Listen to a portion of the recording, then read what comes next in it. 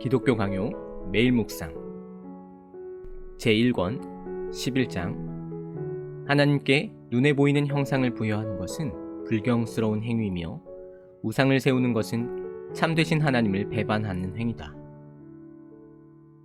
로마 가톨릭의 예배당에는 숭배의 대상이 되는 형상이 많습니다. 예수님의 형상뿐만 아니라 그들이 성모라고 부르는 마리아의 형상도 있습니다. 하지만 하나님을 형상으로 만들거나 형상을 예배의 도구로 여기는 것은 결코 성경적이지 않습니다. 하나님께서는 모세를 통해 너를 위하여 새긴 우상을 만들지 말고 또 위로 하늘에 있는 것이나 아래로 땅에 있는 것이나 땅 아래 물속에 있는 것에 어떤 형상도 만들지 말라고 분명히 말씀하셨습니다. 하나님을 어떤 형상으로도 만들어선 안 되는 근본적인 이유는 하나님께서는 인간이 다 이해할 수 없고 측량할 수도 없는 분이시기 때문입니다.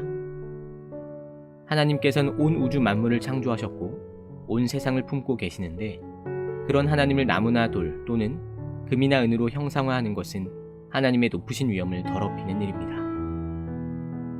어떤 사람은 하나님께서도 임재의 표징을 통해 자신을 형상화하시지 않았느냐고 주장합니다.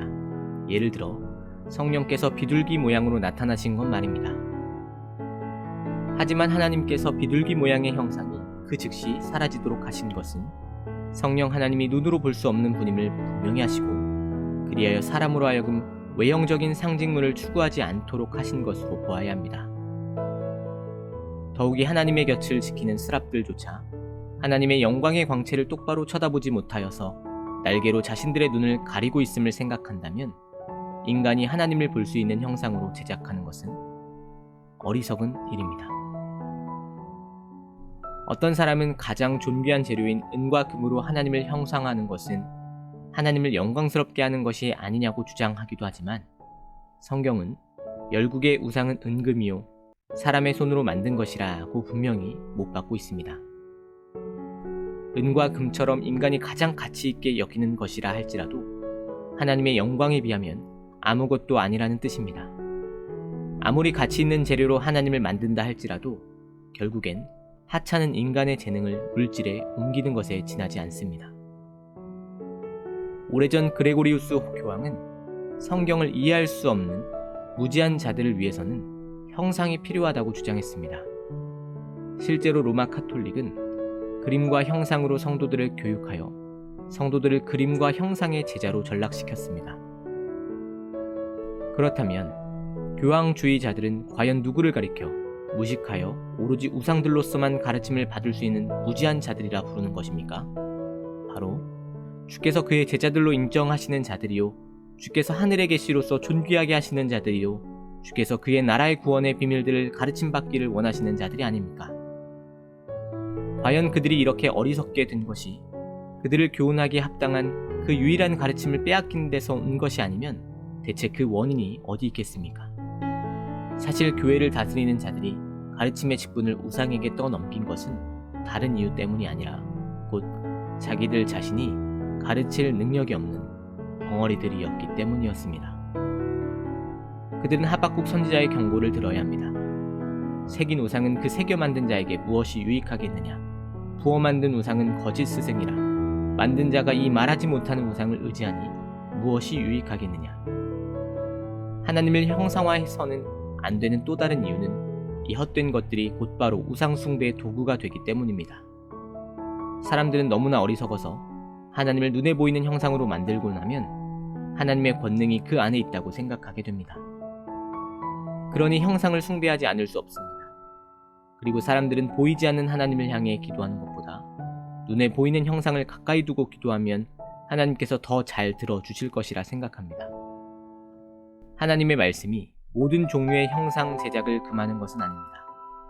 하나님을 형상으로 만들어선 안 되는 이유는 하나님께서는 눈으로 볼 수 없는 분이시기 때문입니다.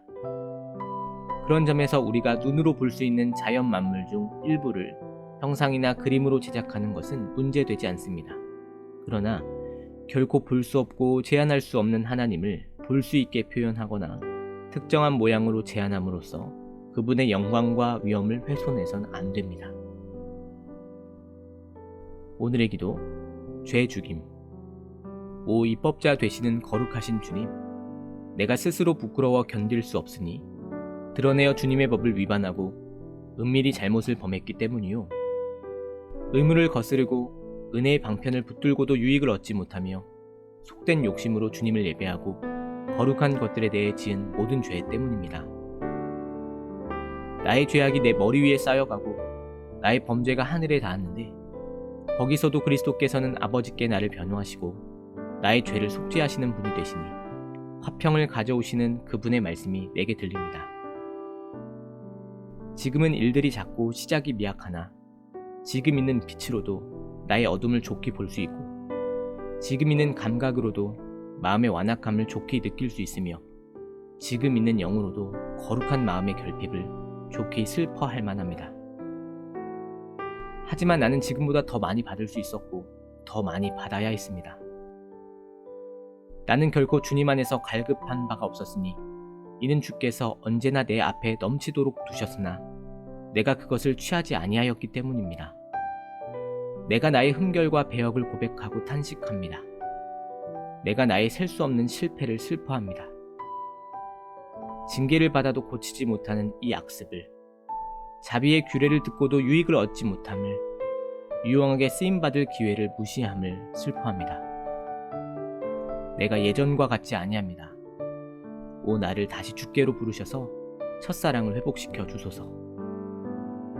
내가 받은 특권에 합당한 성장을 이루게 하시며 내 판단으로 결정한 것을 내 의지로 받아들일 때 후회 없게 하시고 나의 선택이 언제나 양심을 따르는 것이 되게 하시며 내가 허용한 모든 것에서 스스로를 비난하지 않게 하소서. 우리 주 예수 그리스도의 이름으로 기도합니다. 아멘.